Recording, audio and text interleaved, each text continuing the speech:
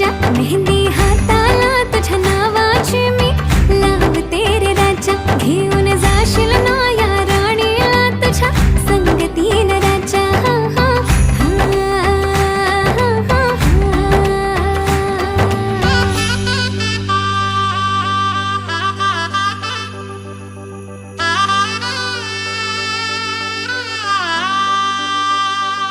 सजली ही नवरी बाई नवरोबासाठी ग. गाली हळदी चाले दिसते किती गोड ग. आई बाबांची लाडकी सासरला जाईल ग. सुखी राहा दिल्या घरी तो